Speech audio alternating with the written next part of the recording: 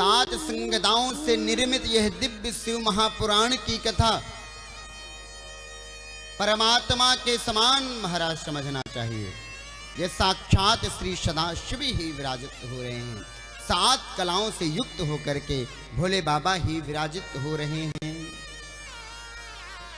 यह शिव महापुराण की कथा उत्कृष्ट गति को प्रदान करने वाली है। जो श्रेष्ठ से भी श्रेष्ठ गति होती है उसको कहती उत्कृष्ट, जो श्रेष्ठ से भी सर्वश्रेष्ठ हो महाराज। ऐसी उत्कृष्ट गति को यह शिव महापुराण की कथा प्रदान करने वाली है। एतच्छिव पुराणस्य कथा भवति यदि गृहे तीर्थभूतं हि तद्गेहं वसितां पापविनाशिनम्।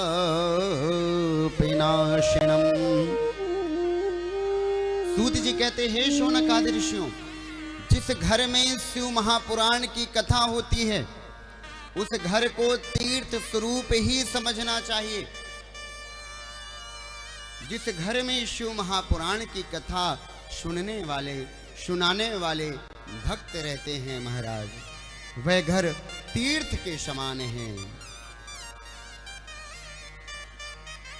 उसमें निवास करने वाले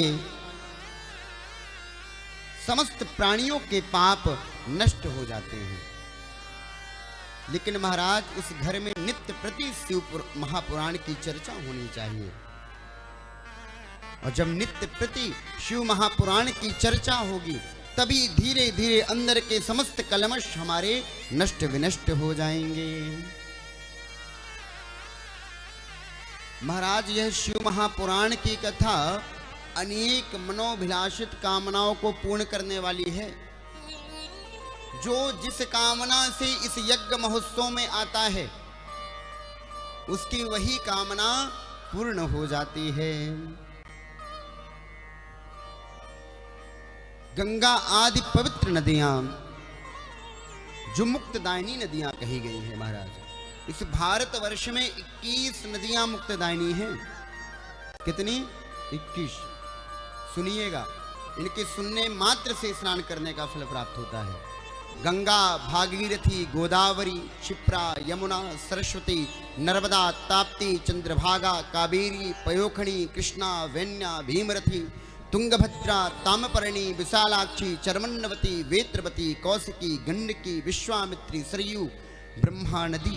इस प्रकार भारतवर्ष की वह पवित्र नदियां जहां हम जाकर के अपने पापों का प्रक्षालन करते हैं, या ऐसा कह लीजिए कि संपूर्ण भारत को परिप्लावित कर रहे हैं, आनंदित कर रहे हैं।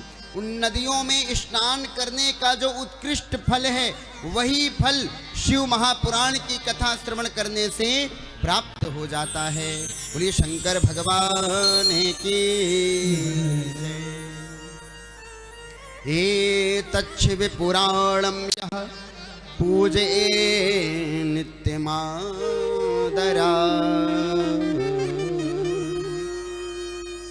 जो भक्त शिव महापुराण का नित्य पूजन करता है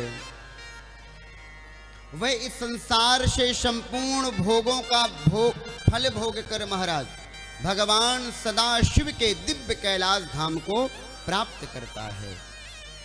जो भगवान सदाशिव के शिव महापुराण का नित्य आविर्भूत करता है, ऐसा भक्त सदा कैलाश का निवासी हो जाता है। जिसे परम गति की कामना हो महाराज, जिसे परम गति चाहिए, जो भगवान सदाशिव के चरणों में संलग्न रहना चाहता है, कैलाश को पाना चाहता है, तो सूत जी कहते हैं श्लोकम श्लोकार्धमेव च, उसे प्रतिदिन एक श्लोक शिव महापुराण का पढ़ना चाहिए। जो परम गति को प्राप्त करना चाहता है, जो इस संसार के संपूर्ण भोगों को भोगना चाहता है महाराज, जो संपूर्ण ऐश्वर्यों को प्राप्त करना चाहता है, वह भक्त क्या करे कि शिव महापुराण के नित्य प्रतिदिन एक श्लोक का पाठ करे। महाराज और सरलता कर दी, एक श्लोक नहीं हो सकता, कोई बात नहीं, श्लोकार्ध में वचा, आधा कर दिया। अगर आप पूरा नहीं पढ़ सकते तो आधा ही पढ़ लो। महाराज आधा नहीं पढ़ सकते तो 4 पाद ही पढ़ लो, अर्थात 4 अक्षर ही पढ़ लो। अगर 4 अक्षर भी इस श्लोक शिव महापुराण के श्लोक का पाठ नहीं कर सकते तो 1 अक्षर ही पाठ कर लो, सोई कल्याण हो जाएगा। बोले उमापति महादेव की जय। एतत् शिव पुराणस्य कुर्यन्यत् मतीन्द्रितः पट्टवस्त्रादिना सम्यक सत्कारं च सुखी सदा। जो प्रतिदिन आलस्य को त्याग करके शिव महापुराण को पढ़े भी ना महाराज, क्या करे, अपने घर में विराजित करे और नित्य नैमित्तिक शिव महापुराण का पूजन ही करता रहे और भगवान सदाशिव के इस वांगमयी प्रतिमूर्ति को अपने सुंदर पटके से, एक सुंदर रेशमी पटका लाएं और उस पटके से उसका प्रक्षालन करें, उसे पौढ़ा दें, उड़ा दें।